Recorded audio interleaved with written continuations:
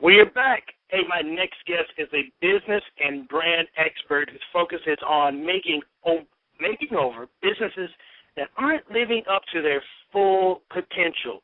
She's also a speaker who's inspired audiences nationally as well as in Canada and Australia with her message of personal and business empowerment. Please welcome to our show, Miss Debbie LaChusa. Hey, Debbie, welcome to the show. Thank you so much, Clark. It's great to be here. Well, it's great to have you. Greetings and salutations from the East Coast.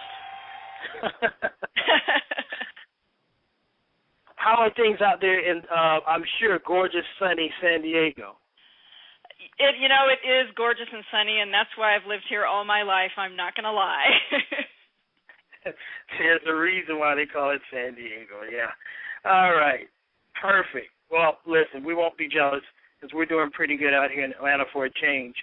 No earthquakes out here. Did you hear about the earthquakes on the East Coast? I did. I actually was on the phone with a client that lives in Maryland shortly after it happened, and she was telling me about it, and I was shocked. I didn't realize they had them back there. You know what? I did not either, and I'm sure she didn't. But, hey, new times. Debbie, you've got a storied background in business, having obtained a business marketing degree from San Diego State. San Diego State, rah-rah. Why was business development important to you in the beginning? Well, it's interesting. I just always was very interested. When I first started in college, I was interested in art, I was interested in writing, and I was looking for a way to bring those things together and find some kind of career where I could do both of those things. So I found myself studying journalism and marketing and ended up working in an advertising agency and just learned a ton about businesses because I had a lot of big clients that were looking for help in growing their businesses. And so I spent years, 13 years actually, working in advertising and marketing agencies and working for nonprofits and on the client side, helping businesses grow themselves primarily through creating positionings and brands and marketing campaigns. But I got to a point where I sort of was tired of selling widgets, if you know what I mean.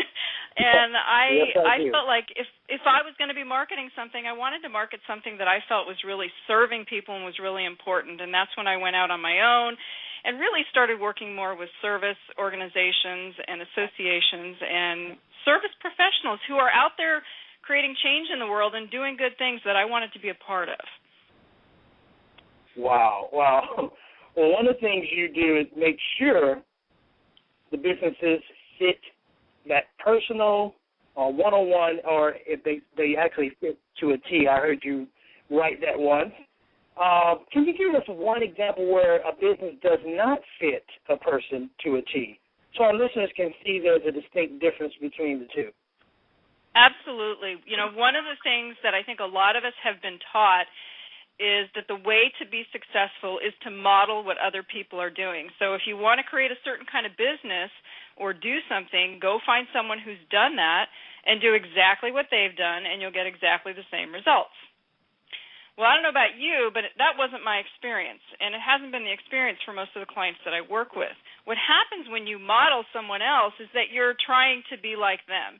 And you end up in a business that doesn't really reflect who you are. It doesn't take into account necessarily your strengths or your weaknesses.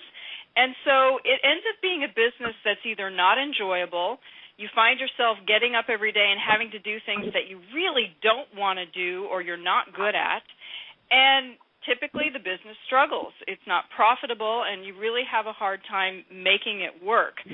I was listening to your last guest, Keisha, and she was describing her business. It's a very unique business, and it sounded like it was exactly the right business for her. It's not necessarily something that someone else can just look at and go, oh, I like that business, I'm going to go model it and create one just like it. It may or may not work for that other person. It's going to depend on who they are, what their experience, their education, all those factors that make them who they are. That all goes into creating a business that's going to work for you.